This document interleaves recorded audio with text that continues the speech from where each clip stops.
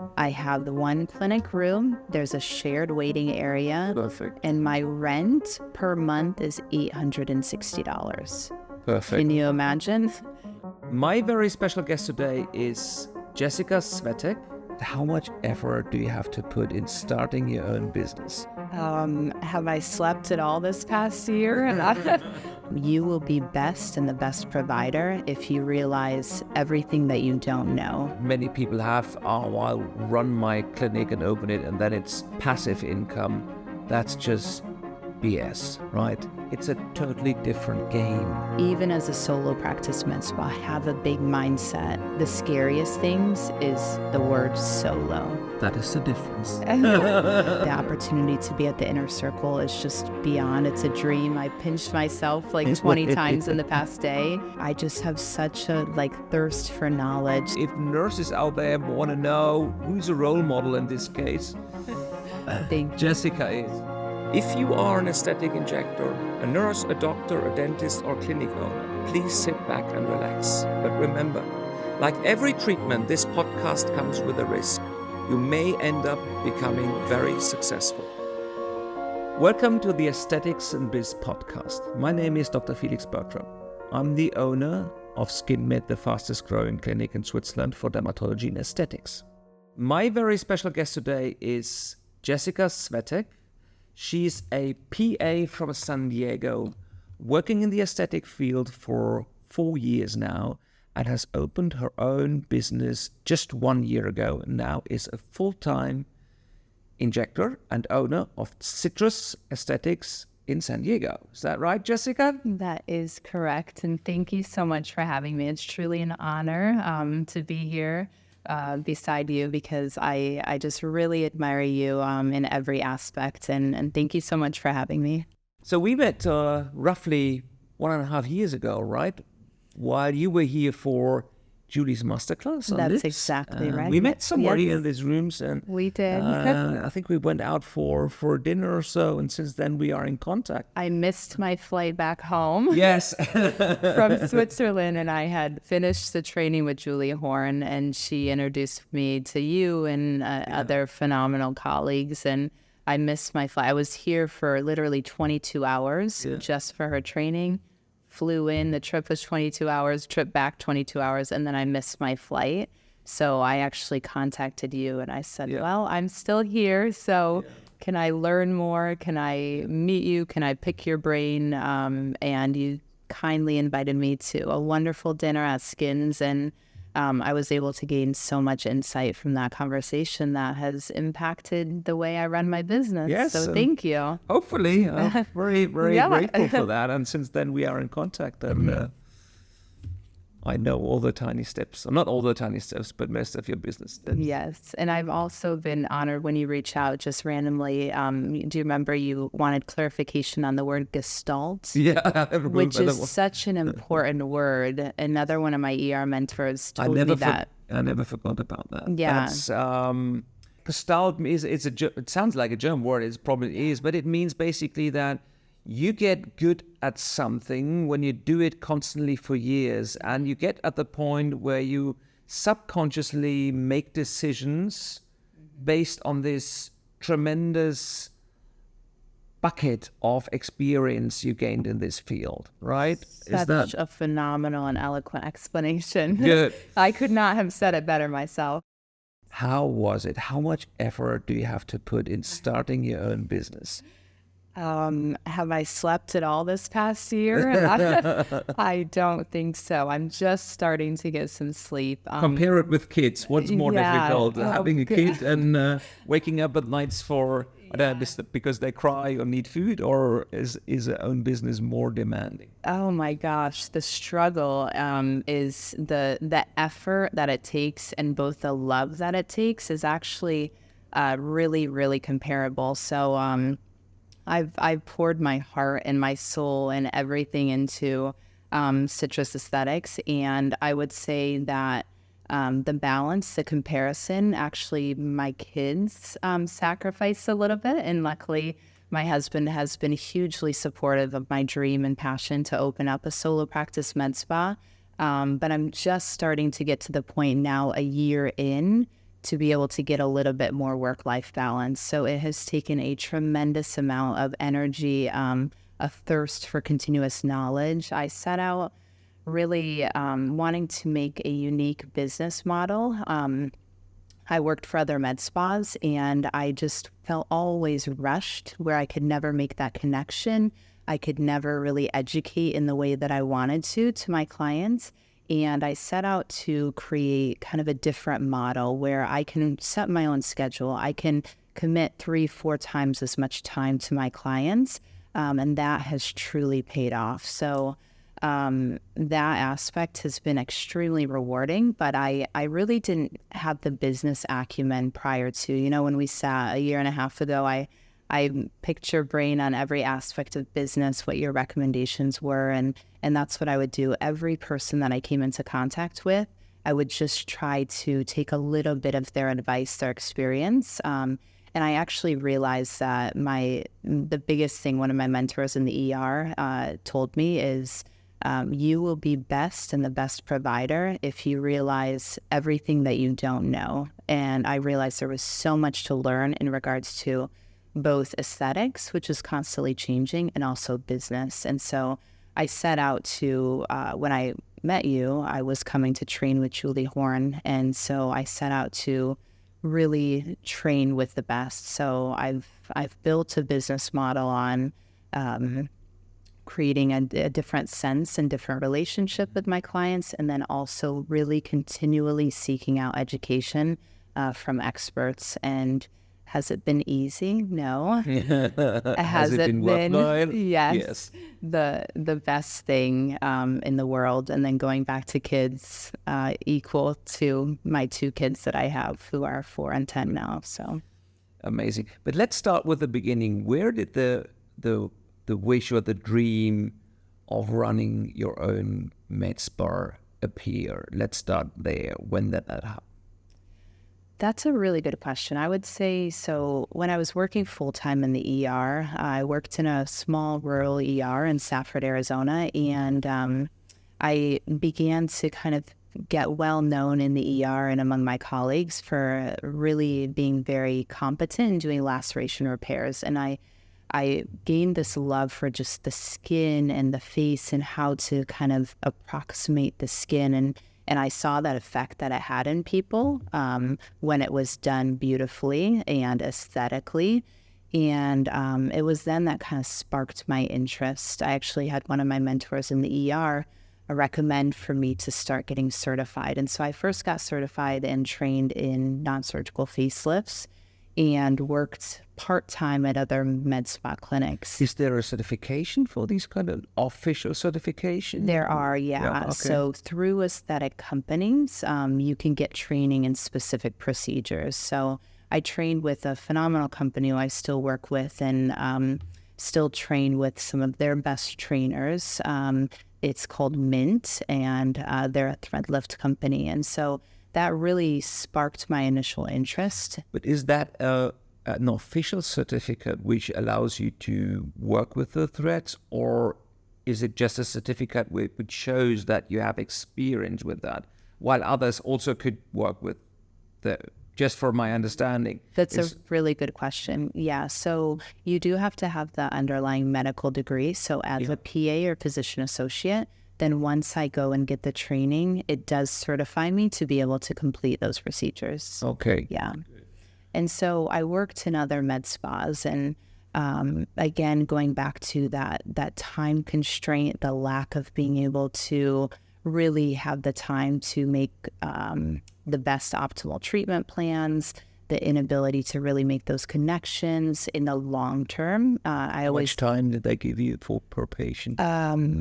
I would say 10 minutes or so for 10, 15 minutes for neurotoxin treatments? For neurotoxin treatments. And then for thread lifts, 30 to 45 minutes. And I would say at my practice, I at least double those times.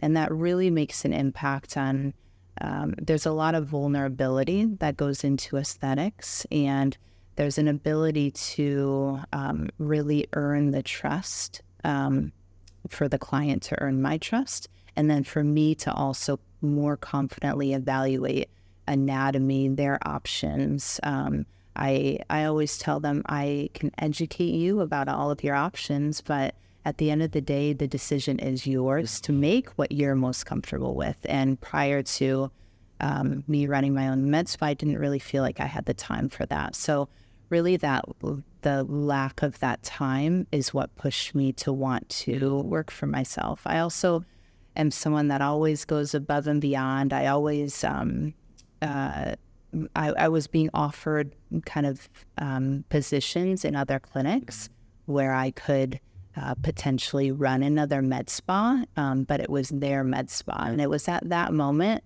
I realized my own potential in being able to, okay, maybe I can do this on my own. There's a lot to learn, to figure out. But it was at that moment when I was being offered to run someone else's med spa fully, it kind of sparked that. When someone else sees that in you, it sparked kind of my I can do it myself. Vision. Yeah, exactly. Good. Let's go back to, we had this dream and you gathered self-confidence and made a decision to run your own business. What are the key challenges? I would assume many of our listeners are in a similar position, thinking of maybe running their own business or get independent in whatever kind of constellation. And I know as an entrepreneur, you always have the feeling, oh, that's quite easy, right? Where you just find a venue and then you go.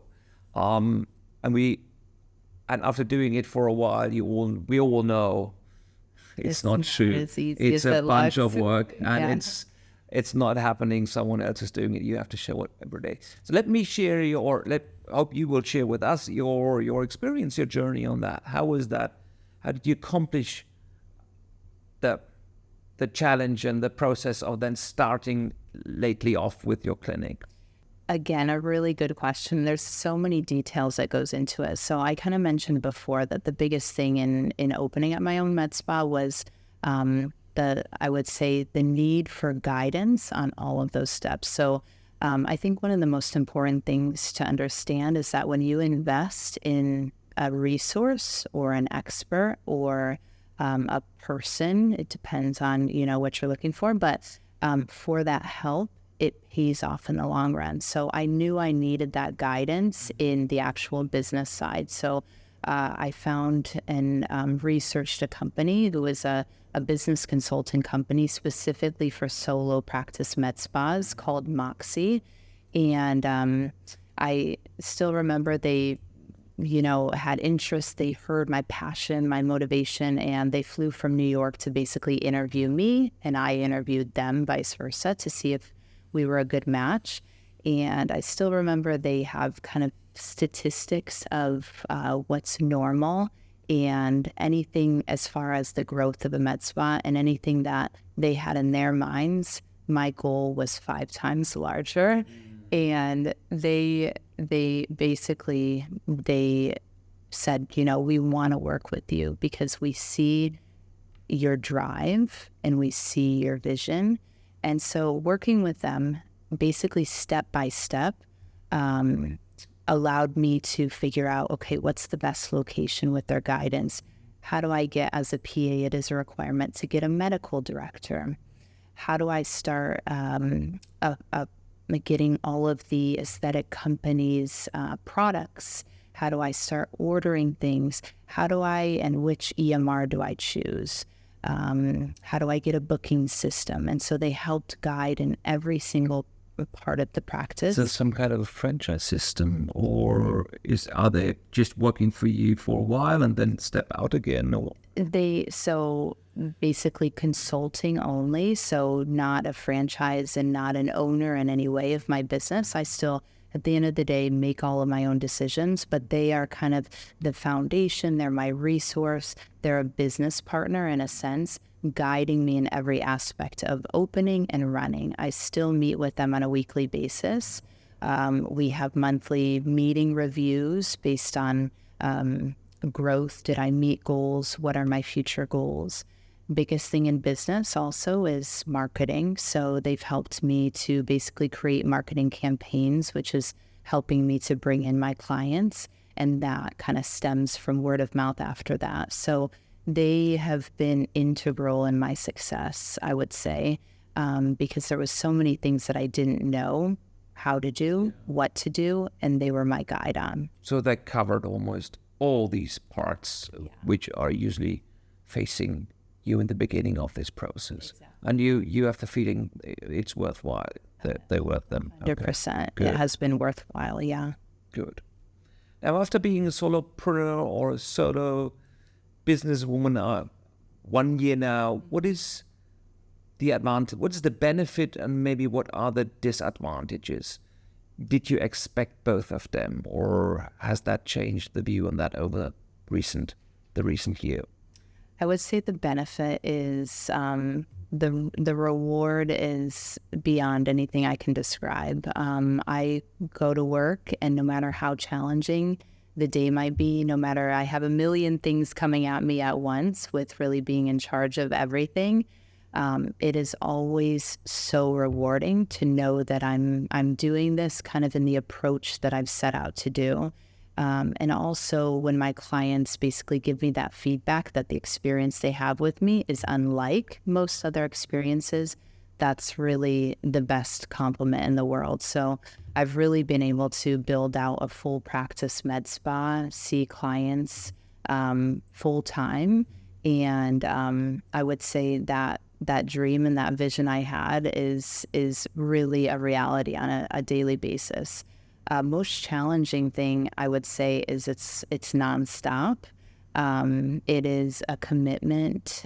There is always kind of some fire to put out, always something to think about in the back of your head. And I'm finally a year in, probably 6 months ago, where I was really so kind of bombarded with things. I would be doing procedures, ordering inventory, calls would be coming in, people would have to reschedule. And, with being a solo practice, solo provider, that's really on me to figure out and balance. And 6 months ago, I was ready and needed an employee. But I remember the conversation that you and I had in regards to owning a business. And that is the most difficult thing. And I would say that search and that kind of feeling of this is kind of my baby and I've grown it and I've loved it and nurtured it and created this like really great thing I'm proud of. And to basically open that up and trust someone else to be a part of it was one of the most important things and steps that I've taken to do, and also most necessary. But I've been very cautious with it because of just the conversation. That is a really hard thing to do. So I've hired my first employee. She's a pre-PA student, so she's very eager, passionate to learn. And I've started to delegate some of those tasks that can be delegated. I still do all the procedures myself, take all of the clients myself, but I'm able to, that kind of front end and back end part of my practice, I'm able to delegate over. So it wasn't a hire in wanting to become more profitable. It was a hire in, this is what I've built, this is what I love, and I want to make it sustainable. And so this is a way to do that, to basically be able to keep this growing med spa open, but not drive myself crazy. But to summarize this question of benefits and disadvantages, as long as I hear it, it's super rewarding and it's super satisfying. We all of us who work in the medical field, as a doctor, dermatologist, injector, or whatever, we know that this is really, really satisfying, seeing people, humans being happy, humans feeling better about themselves. So I'll get that. But one of the big misconceptions many people have are, I'll run my clinic and open it and then it's passive income. That's just BS, right? It is work and you have to be there and you have to show up. It's a people's business. It's a relationship business. There's no one doing this for you. You can't just put in an injector and believe they run the business. So that's one of the learnings you've made over this year. You never had the idea of, you probably went into that with the right conceptions or expectations, but it's hard work, right? It's long hours, it's day and night, it's and you know, laying in bed at night, try to sleep, is something totally different when you run your own business or if you are employed, right? So there's a whole nother like realm of responsibility that you feel, and something like a feeling like this cannot fail. And when you have that mindset, you will do whatever it takes, and it takes day in and day out, a grind and a hustle that it's nonstop, but it's 100% worth it. Cool. The title of today's podcast is the 5 key steps into running your own business. What are maybe the 3 or make it 5 key steps, whether it's been done by a consultant company or by yourself? What are the 5 key steps to open up your own business successfully? So for one, being able to have the medical certification and be certified. That can be in the U.S., a nurse, a PA, an NP, or an MD. Secondly, would be I would say a big part of it is a drive and a vision. If you don't have that, you just cannot do this. Like you mentioned, you can't think you can just sit back and relax, see a couple patients, do a few procedures, and be all set. It takes a really different kind of a mindset to be able to open up a solo practice med spa. So I would label that as a second, a determination and drive. Third is finding a good location. There's a lot of kind of the experience behind people coming in is where the location is at and how you create that and kind of make it stand apart. So for my business, for example, I made sure it's very centrally located. There's no issue with parking, so people come in and they have a stress-free environment. And then when they come into my practice, it's very fresh, clean, rejuvenating, relaxing, just the whole vibe that you expect with Citrus. So really that location, and then that spans into a branding for yourself, thinking about the brand, what it is you're going to provide for your clients, and how are you going to make that a reality. Next is really like the day-to-day operations. So you need to be able to order products. So signing up with a set of companies. You mean fillers and toxins, or skincare products? That can be both. So I have a branded Citrus skincare line, so that's an option as a solo practice med spa, but also for neurotoxins, for filler products.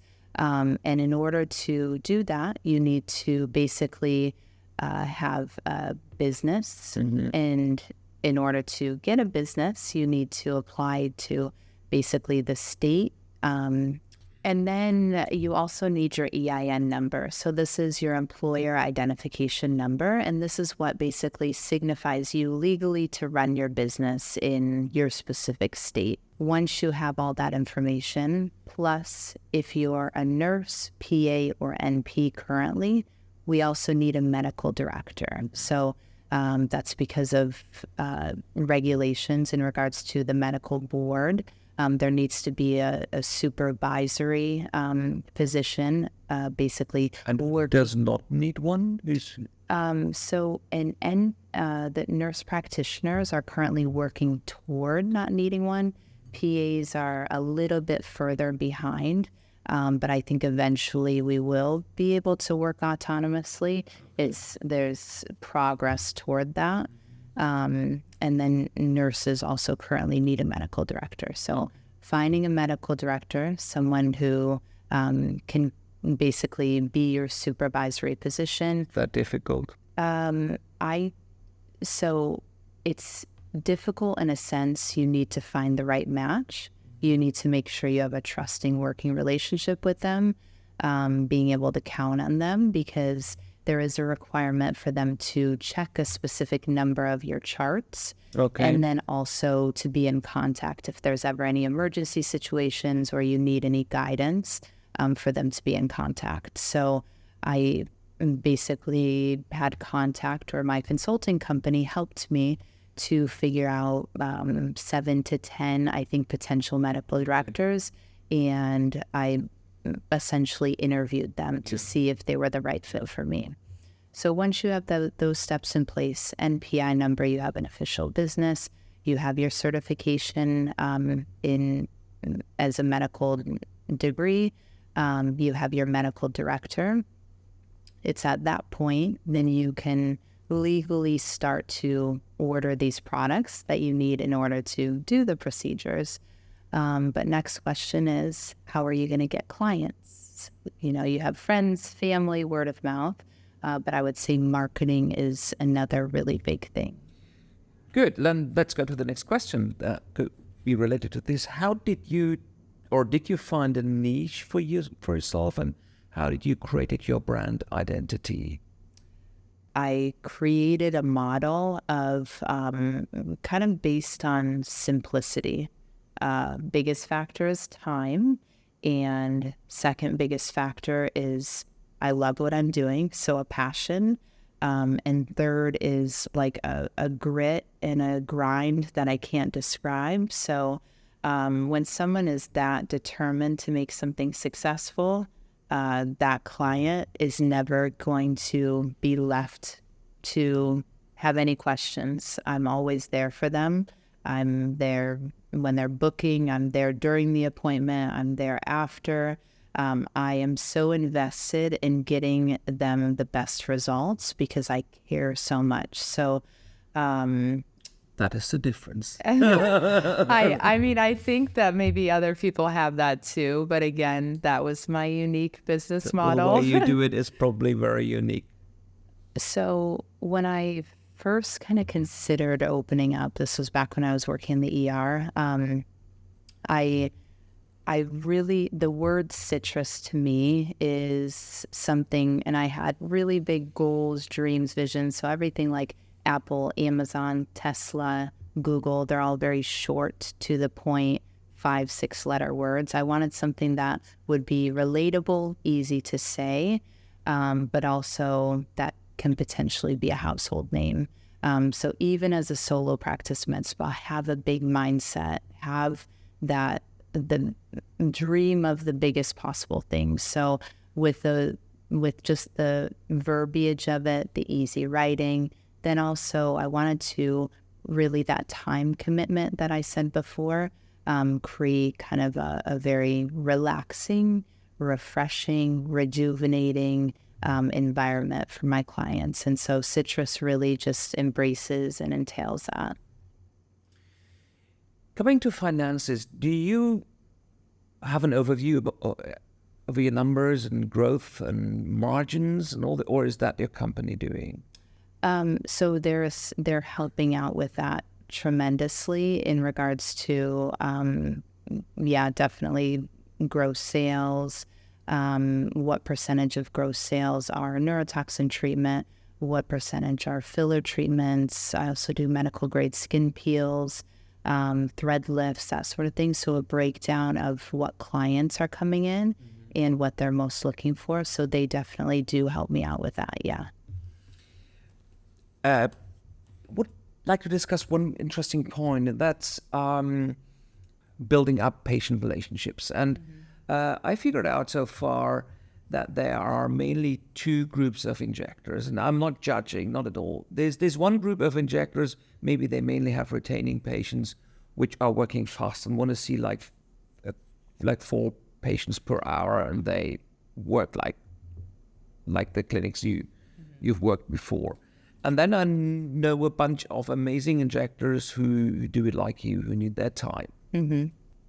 And you will meet one of the speakers or two of the speakers on this conference. Inner Circle here in Zurich, and we all look forward to that. Inner Circle is a conference, a very intimate conference with max 50 attendees, and we always have invited 5 speakers or injectors who we consider to be top of the game in our industry, and we all look forward to learn from them. It's a very familiar atmosphere, and also the speakers and trainers will be part of the attendees and listen to the other ones.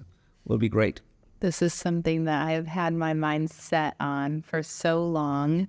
And to be able to attend is literally a dream come true. I have injectors who know I'm coming, and it is a goal, a bucket list goal of injectors to come to this event. I want you to know that. So what I would say just from a business perspective, I have this kind of daily revenue goals, right? So I have this idea of what do I want to gain per day. That doesn't mean I'll gain this number of revenue every day, but it's some kind of, it links into an annual goal and so on. I have a similar mindset to that. Yeah. Good. Yeah. So when we break that down, we know we are trading our time in the end, right? And often then injectors argue, well, stop. No, it's also my experience and my skills. Yes. But they define what you get paid per time unit, right? So basically it's a time unit. You have 8 hours per day and you have to make sure that you get paid properly, right? So if you book in a patient for 1 hour and this patient does not show up or comes in and says, I'm very clear, I only want toxin here, and say, you know all this, then you just lose a bunch of time. How can you, or let's say it that way, I assured over the years that most of my patients know who I am, know what to expect, and are not surprised that the bill is, I don't know, 2,000, 3,000, whatever. Yeah. How do you assure that you reach your goals financially and still maintain this very great idea of ethical, taking time, having this patient-centric mindset? So the most important thing that I've noticed is because of time commitment that a provider puts in, that patient is what turns into, this is the first time they step in your doors, they're getting to know you, they're learning to trust you. If you take that time initially, they will be your lifelong client. Also in that initial visit, I'm not just talking about the one thing that they're coming in for. I'm expanding the conversation. I'm utilizing that time to educate them about things that they don't previously have interest in because they don't know it's a possibility. So because of that time taken to be able to discuss all those things, answer all of their questions, look at their anatomy and really figure out and make recommendations that match their goals, they are coming back to me in the long run, and they're investing even in that initial appointment more than they themselves even expected. So you are going to have those few clients that have a budget, and I always respect a budget. I don't force anything on anyone. Like I said before, it's really at the end of the day the client's choice. And there are going to be those people that just have that limited budget that do that smaller amount, but it pays off because of that trust that's built, and that client will stick with you. Good. Another business question. How having your own skincare line, is that paying off? Is that, well, I'll tell you my story. We have one as well. It's a challenging competitive field. But what I discovered, just business-wise again, when I, as a dermatologist, recommend one of my skincare products, that's always the starting point of a very, very long conversation. I agree. It is. Oh, yes, a good. But then, no, once you, probably the same with you. And I'll get, again, don't get me wrong, it's a business conversation at this point. So all the listeners, a lot of things we do just because we believe in it. And just say, so we figured out we lose a lot of time, and we then might earn like $20 on this skincare product. Even worse, if you have another brand which they can buy anywhere, then you invested this $15 for half an hour and they buy it somewhere else. So what is your thought on that? Or is it just important for you to have this additional skincare line as to complete the range, or is it really a revenue stream? I have an extremely similar dilemma to you, that I can't get myself to not invest, because skincare is a really important part of aesthetics, skin health. Medical grade skincare, I would say, is a part of the routine that I recommend. But I agree wholeheartedly that as a business owner, that amount of time that I invest doesn't pay off. But it is a spark to different conversations. And I would say it's like a aperitif or an appetizer to kind of building, oh, I like this restaurant. I like the taste. I like how this feels and sounds. And it segues into other procedures and treatments. So I'm constantly having a goal. I would say that 20% of gross sales, I don't know for you, is supposed to be an industry standard for skincare. And I have yet to meet that for myself. So it's 20% of your revenue should be skincare. That's pretty a big hefty. number. That's what I thought, and that's what my business consulting company is recommending. I'm typically at like between 5 to 10%. And it feels like so much investment, and it's not as much of a payoff as other procedures. Yeah, I agree with you. But it's still, I'm not sure that I would pull back from, I've tried to kind of pull back, or I've tried to gear more toward looking at the one product because I go through everything and trying to adjust. It's a difficult question. I don't have the answer. Our concept is different so far, that we mostly dermatologists. And we mostly totally booked out. So we try to hand over all the skincare handling and explaining to our PAs and nurses and beauticians. But still, some doctors do it because they're just passionate about it. But it's, as you said, it's difficult from the business perspective. It is. As many things, people initially think, oh, that's, get often these questions, when should I buy a device? And I always say, or laser. If you buy a device on this scale, and then they're 100,000, 150,000, they have to run all the day. And you as a single practitioner won't be able to run it profitably. So there's a lot of things I love this kind of stuff, as you know, to think over and what is the first employee, right? Is it another injector or an admin person? So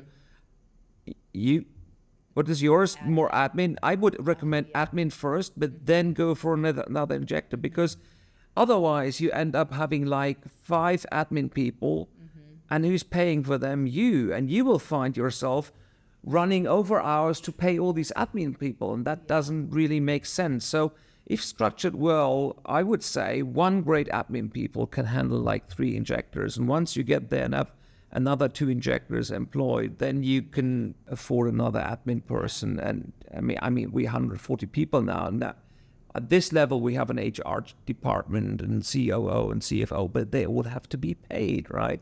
By the doctors and nurses who's. So I think there's so many details you should know when you start off, and I think you have done it extremely brilliant. I mean, you see so many injectors. Then when should I open my second clinic? Let's fill up your first, and then think of the second, right? Or then they start travel to several clinics. So say, why? If you're a brilliant injector, patients should come to your place.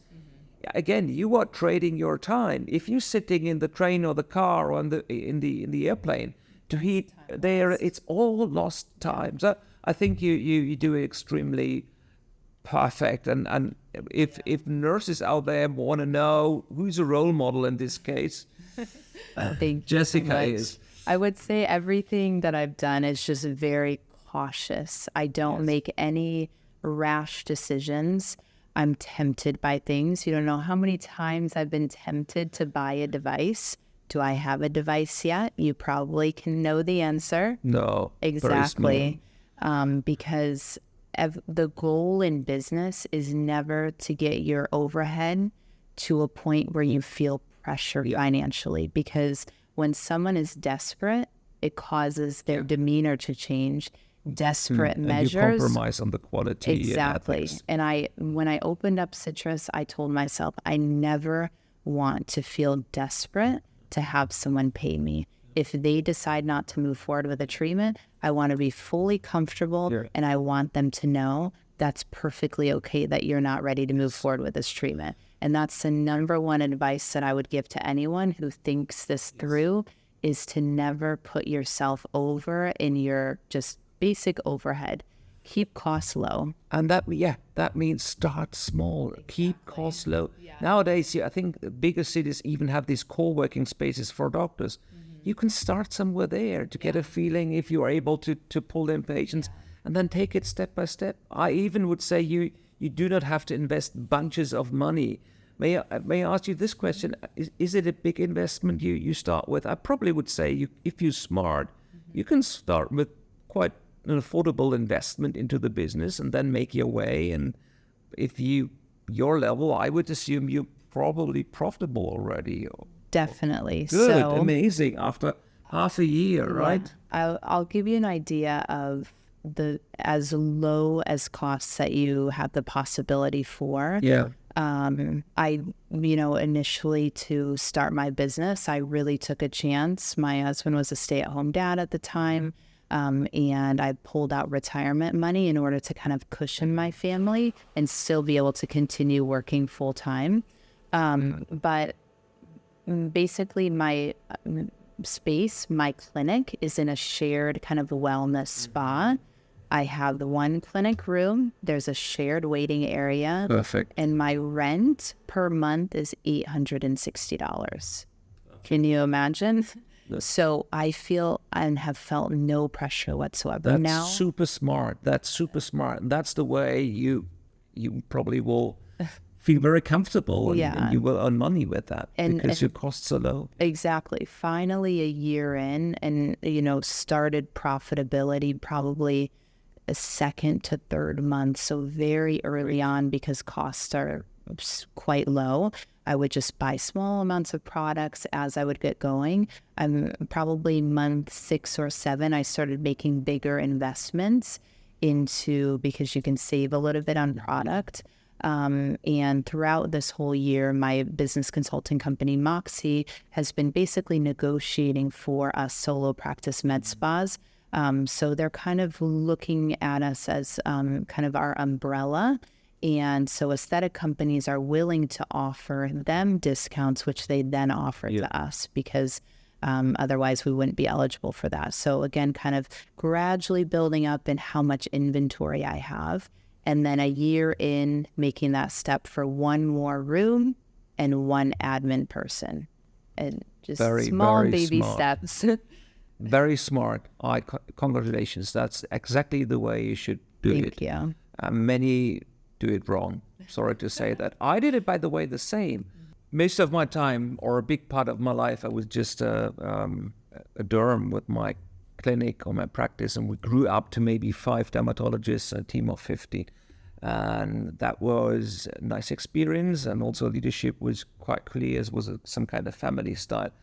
And then I took a much bigger step in 2018, and then that was the time we opened up this clinic here. We grew up to 140 people. And the interesting thing is I realized it's a totally different game. Running 15 people is something totally different than running 150 people, because you are not able to reach out on a daily level to 150 people. So you need a complete different skill set and different instruments to lead a clinic like this. Mm-hmm. You kind of skipped over the magic part where you went from 4 dermatologists to Skin Med, what it is today. How did you get there? With the magic part. We were 15 already, and then in 2008 we opened this clinic. Part of my old clinic moved into this clinic here, and then we were maybe 20. And then during COVID, we really had this massive growth where we were hiring 50 people per year. That's how so it's not from 15 to 140, but we had this phase of growth between 2018, really kicked off very well quite a way until today. Where did that growth stem from? How do you think it happened? Well, a very interesting question. First of all, I think it's important to have a brand, not only logo, and SkinMed has established themselves as a brand in Switzerland. So we have this reputation as a good clinic for dermatology and aesthetics. and COVID was just nuts. We were, people were staying at home. They had money because they couldn't go on holidays. They were watching themselves every day in Zoom and Teams. Effect. Yeah, and they had in Switzerland, people do in Germany or in this area, they don't want to show their treatments in public, right? It's very important to them. Yeah. So because they all were at home or in their home office, they could come for a blepharoplasty or rhinoplasty, whatever, and could recover on time or at home. So that was a happy triangle which happened there when we were busy, and then we grow quite fast. We adapted a little bit in the meanwhile because the big surgeries dropped a little bit after COVID, and we pivoted a little bit more to soft aesthetic. But that's where the growth come from. Yeah. That explains it. Thank you. I want to just go back because as personality wise, I'm competitive. If you tell me toss this ball, I'll tell you I can do it. But I think one of the biggest things as a solo practice med spa as well is the scariest things is the word solo. Mm-hmm. Day in and day out, you don't have colleagues right next to you. So it's really important, and I encourage I take trainees in my practice, so mostly, practitioners who are thinking about starting off. And the biggest thing that I recommend to them is build a community of injectors around you. You are so much stronger with a support system around you, in that moment where you're questioning, is this the right thing? What happened here?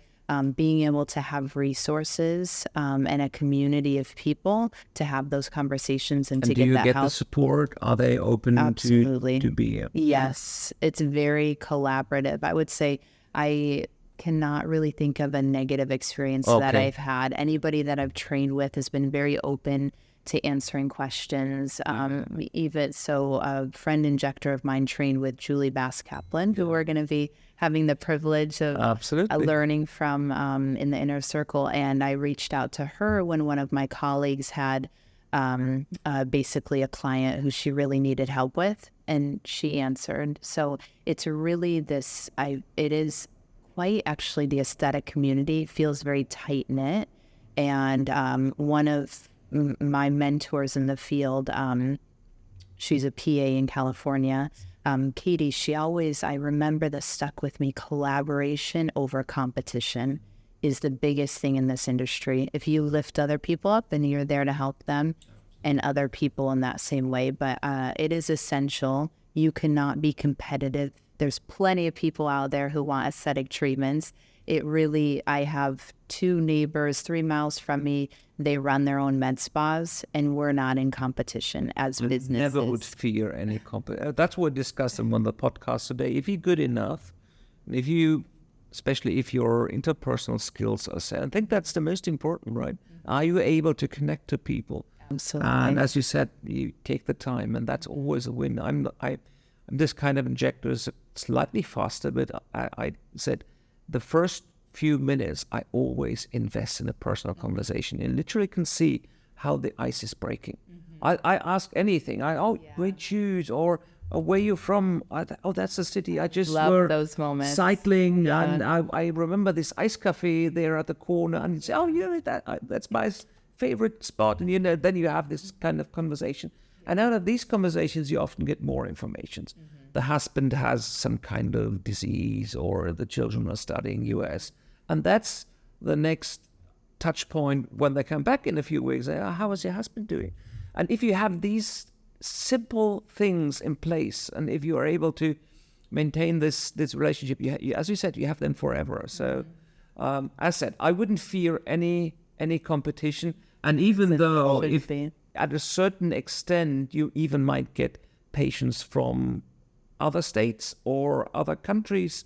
I mean, there's superstar injectors, injectors probably not that much, but superstar surgeons who fly in patients from all over the world. Well, what I've noticed with also this community that I have around me is that now things that I do that other people may not be licensed or certified to do, like thread lifts, I have my colleagues recommending their patients that are There you are. yeah, and they send them to me, which I'm so grateful for, that they would see me as an injector, that they would trust as a colleague and trust their own client to come to my practice.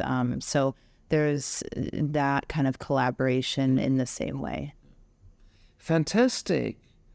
So what's your future, Jessica?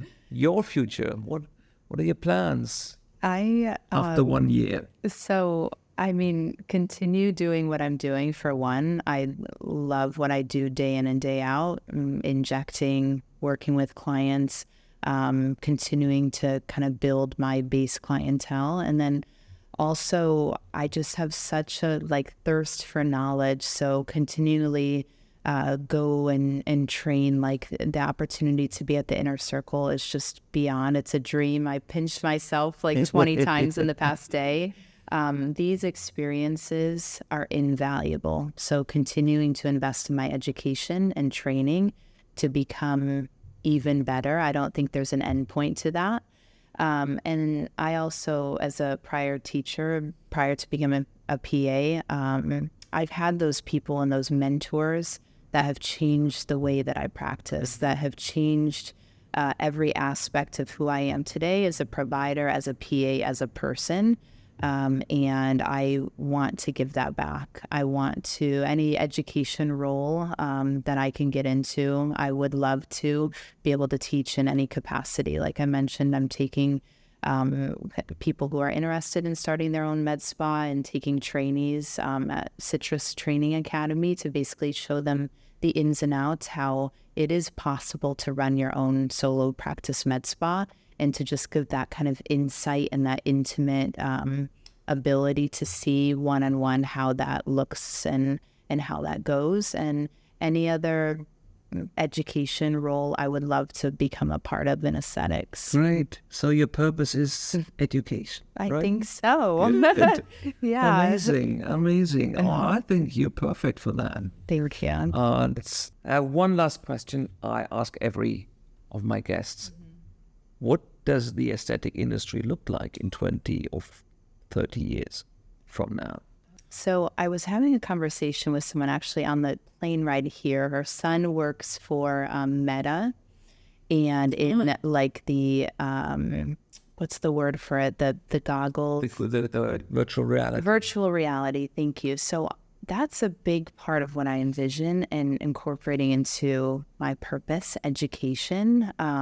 Somehow being able to kind of coincide the two in being able to get more hands-on. I think the biggest challenge for a new injector is getting hands-on experience and being able to feel competent in what you're doing, maybe even prior to getting your hands on a client. So whether it's, I don't know if you know of a show from a decade or so ago, The Magic School Bus. No. It was a kid's show with Mrs. Frizzle, and she basically let's say she wants to explore the digestive system. She shrinks the bus, goes up someone's nostril, and then it shows the whole start to finish of kind of exploring the digestive system. Okay. Something like that, where really delving deep, getting hands-on in anatomy and utilizing technology, essentially. So you see these you have this kind of vision of wearing these glasses and probably have some gloves, and then you are able to inject some kind in the virtual world without any risks possible harm. That's very interesting and very cool. I just recently had this TED Talk which went viral tonight. Amazing! Congratulations. It was it's about 600,000 views right now. And I was talking about the ugly face of beauty, and that was heading slightly in the same direction. I realize all these people with the filters and the avatars, and especially young people already meet and chat and date online, right? And it's wild, is it? And once they get afraid when things turn into reality, say, oh no, I better stay here on Instagram. However, I was guessing what's happening if everyone looks, you have these amazing filters today. And is beauty still beauty when everyone looks beautiful? And my theory was maybe beauty will disappear because it's ordinary. If everyone is beautiful, Interesting. it's getting ordinary. Yeah. It's maybe not about beauty then anymore, and that's a good thing. It's about how you feel in your skin. And that's some kind of our why. We make people feel better about themselves, or make people feel better in their skin. And that could be a good one. If we let beauty disappear a little bit and focus a little bit more on how we feel and how we feel in our skin, if we feel confident, and if we wake up as a happy, fulfilled, and healthy person, then it's success, right? That's all we need. And so that was some kind of my vision of I love your vision, and it's super optimistic. I was reading a book on the airplane ride as well, and it talked about aging and the effect of just having joy in your life and content, and that actually impacts genetics and allows you to age less. And I think that's a really big focus that kind of naturally when I talk to my clients, if they have a lot of negative self-talk, I just do not allow it in my practice. If they're very condescending toward themselves, or say, I hate this, or, even though I'm discovering their dislikes and their goals, I do not allow them to speak negatively of themselves, and I see transformations. That's so interesting, because many people ask me, why do you look so young? Even though I'm running to super, super challenging phases. And I often say, because I'm a super happy person. It's 100% and true. I believe it's and I really believe that matters. Yeah, absolutely. It does. There's a lot of science behind it. There's been a study going on through Harvard for decades now, and it follows people and kind of their ups and downs, trials and tribulations throughout life, and kind of gauges their general content. Please share that with me. I'm interested. Yeah, I definitely will.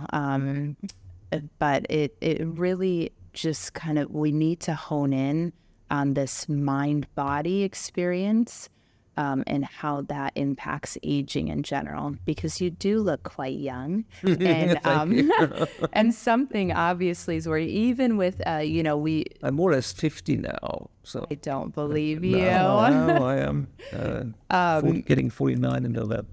What are you going to do for your 50th? Any plans? Not yet. No, Still no a year plan. left. Okay, haven't planned it. But I'll let you know. Do let me know. But I think that, regardless of you owning this impressive, very high stress business, because of the counteracting of you having joy, content in different ways. And also another biggest thing that the book recommended is having meaningful relationships and investing in those. That can actually counteract that stress.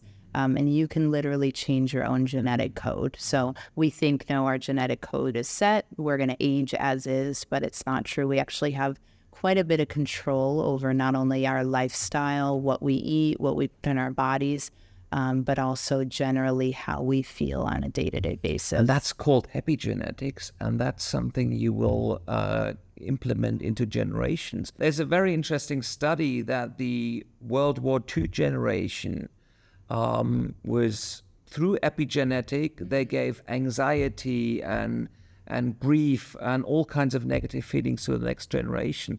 And that's what a country like Germany is still suffering from, or the generation of my parents. Wow. So it's very interesting that these generations transport some kind of epigenetic information throughout generations.